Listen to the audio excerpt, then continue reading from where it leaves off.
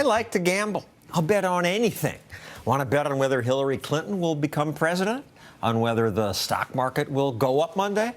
I'll take most any bet as long as the odds seem fair and there's no casino or bookie or government taking a cut. Supposedly, more than 100 million Americans filled out March Madness brackets. The money bet this year totals about $12 billion. That's more than the Super Bowl.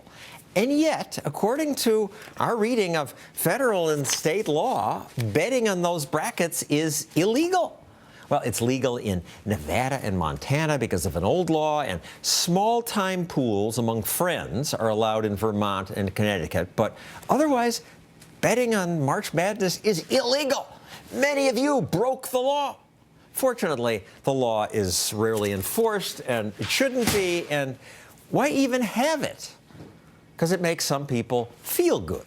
Should betting on sports be allowed? Never. It encourages people, poor people, to spend money. You should not be able to bet. Okay. I really think this is a fundamental moral issue, and you have to make a stand here, even if you sound, as I'm sure I'm sounding now, like some, Victorian nag.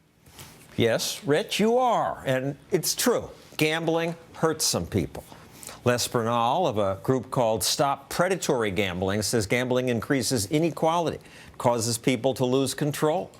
Patrick Basham says chill out. He's the author of Gambling, a Healthy Bet. What do you mean a healthy bet? I don't think it's healthy. Well, you're wrong. It's good for our emotional health. It's good for our physical health. It's fun. It's entertainment. It provides social interaction, which has all kinds of physiological benefits. Older people who gamble have less alcoholism, less depression. There's all kinds of things. It helps. All right, I'm convinced, Les.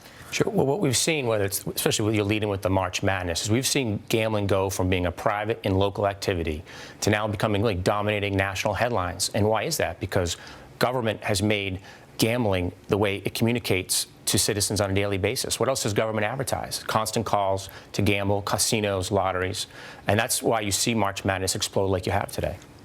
What's the government connection to March Madness? Well, it fosters a culture where we've gone from, gambling being a private and local activity, where you did it with a group of friends socially, and now, with government constantly advertising gambling to society, we've created a culture where, gambling dominates our headlines. All right, your group is titled Stop Predatory Gambling. That's right. What would you do? Sure. Well, our mission is to get government out of the gambling business. Okay. Okay. Because when you do it commercially, so it's different than your Friday night poker game. This is being done as a commercial enterprise. When government's in the gambling business, it's actively cheating and exploiting citizens.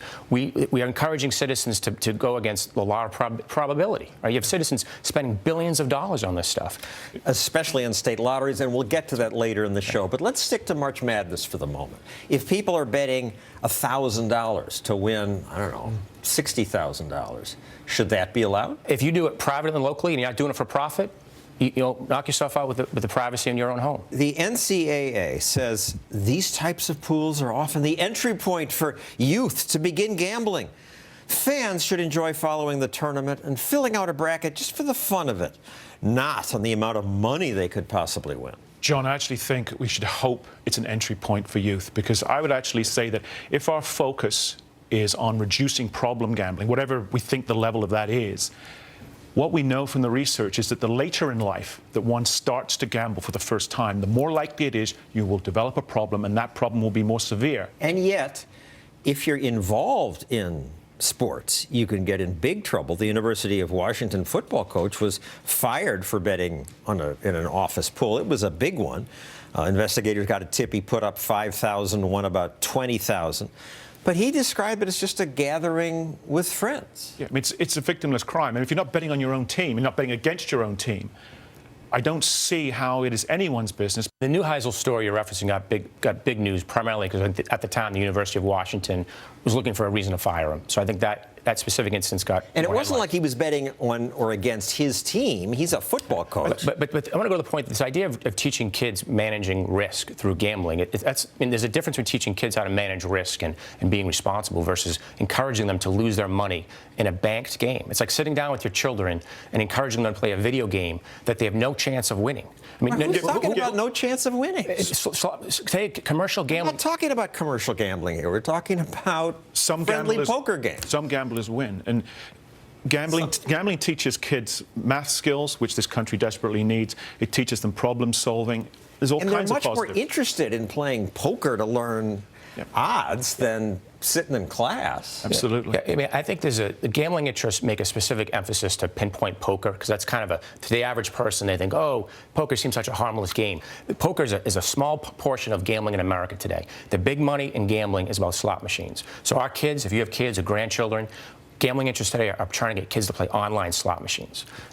That's the focus. That's what the fight's about. What this gets to is fundamentally that there are people in our society in positions of power who think there is an amount of money, for example, that you shouldn't be able to use in a certain way.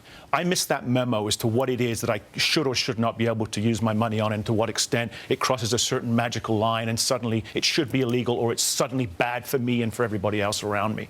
I mean, it's elitism, it's patronizing, it's condescending, and it's not what I think this country is all about. Well, I agree, and I sometimes play poker with friends. Fox taped this game where one guy thought he'd won with a pair of queens. Sure. Queens. Wow. You have a king? A flush?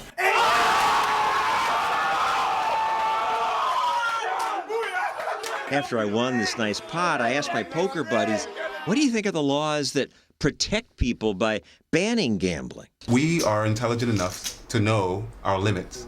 Leave the government out of it and let me decide for myself. Just like they do. Don't take my right away from me. We're not all mentally and psychologically strong enough or able to govern ourselves, which some people. The liberal wants government to do something. The addictive element of gambling forces, the government to step in because it is addictive. That's stupid. Smoking cigarettes is an addictive behavior.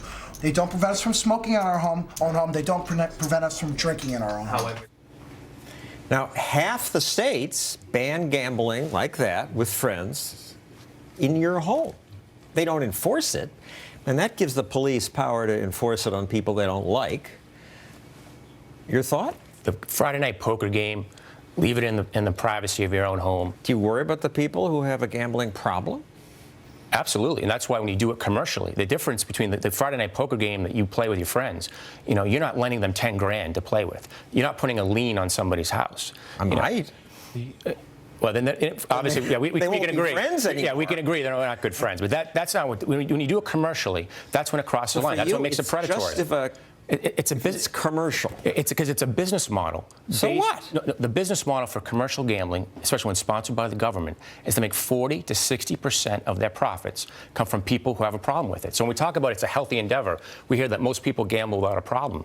But the question for folks like Patrick is, how much money do commercial gambling interests make from people who are problem gamblers? If all of us became problem gamblers overnight and bankrupted ourselves within 6 months, the industry dies in 6 months and a day. Well, that's pretty unrealistic. I mean, But it's also it's no more unrealistic than to suggest that as we increase the opportunity to gamble, that more and more and more of us will develop these serious and more serious problems, and we all go to hell in a handcart.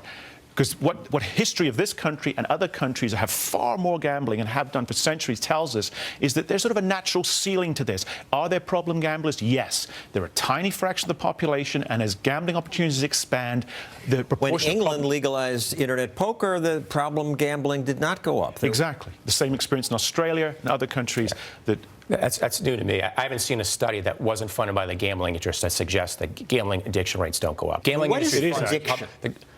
What is addiction? What do you mean by addiction? Well, addiction is when people lose control of the gambling, meaning it takes over their life, that they take money that they use for college tuitions or paying the. So I'm not an addict, even though I gamble all the time because I like it. this is Because you're in control. You stick to your limits. You're not borrowing money to gamble. John, this is really important. See, addiction is a layperson's term because there is no scientific or medical definition. Yeah. What we're really talking about are bad habits, some of which become tragically bad, We're not talking about a medical illness that removes responsibility or self-control from an individual. What's elitist is the people that own commercial gambling houses, you know, Steve Wynn, Gary Leverman, the CEO of Caesars, Jim Murren at MGM, all these guys who promote casinos, the politicians that partner with casino interests, none of these people gamble themselves. They don't lose their own money gambling. See, what's more elitist than that? I support the right to gamble for the same reason Thomas Jefferson did. As he said, it's a tax on the willing. It's far more preferable in all kinds of levels than a coercive tax. It's a voluntary tax. All right, Les, let's talk about your passion, the casino. The slot machine is where the big money is. That's right. It's the worst bet for the biggest suckers. They just get hung up on it. That's right. But they are freely choosing to do that. The idea is it's a game that's rigged against the player. So the question here is all casino games are, because the house takes a cut. But the heart of the issue here is, slot machines are illegal unless government is a partner. So you have government partnering with slot machine interests, casinos, who are actively promoting and exploiting citizens through slot machines. Government used to ban gambling. That's right. It was criminalized, but you could do it on your own. You know, if you did it for profit, it was criminalized. But if you had a Friday night poker game, you know, most people leave you alone because you're not, you're not, lending people money. You know, no one's jumping off parking garages like they do in casinos on a regular basis. I mean, it's a totally different line. I got to pick up on that. They're jumping off parking lots on a regular basis. Your website says addicted gamblers are abandoning their children in casino parking lots around the world. There are dozens of, just in one state alone, in the state of Pennsylvania. There's been dozens of instances. How many kids were abandoned or hurt or died? At least 20 kids in the last 2 years in just the state of Pennsylvania alone,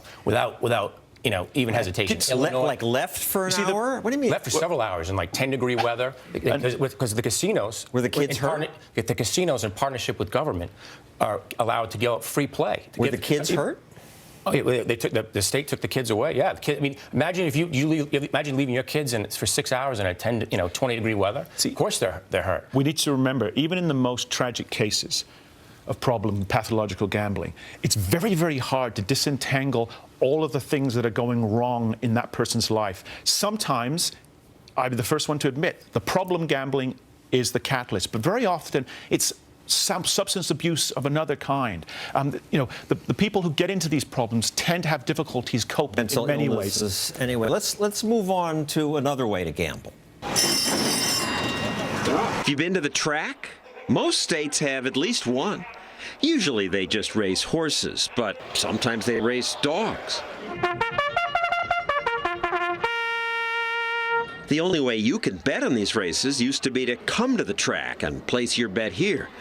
Of course, some people didn't want to come all the way here, so they bet with bookmakers illegally. Politicians then said, that's terrible. Bookies are criminals. They steal the public's money.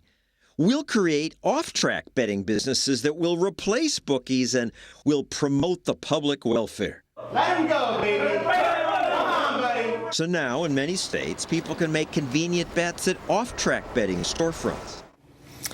How's that working out? Off-track betting is representative of how much government's experiment with gambling has failed. Off-track betting has been subsidized by state governments like New York to keep them alive. Well, let's stop on that concept for a moment. Think about that the bookies were making so much money taking bets that the state said, this is mafia crime. We have to take it over to clean it up. Government is so incompetent that doing the same thing that the bookies were doing, they lose money in New York City. Listen, well, incompetence aside, it just shows how much, when government gets into the gambling business, it shows how much it ends up being a failed policy. New York's off-track betting was so bloated, they had 68 offices, That's right. a 1,300-person workforce, a fleet of 87 vehicles. It's government. Only government can lose money as a bookie.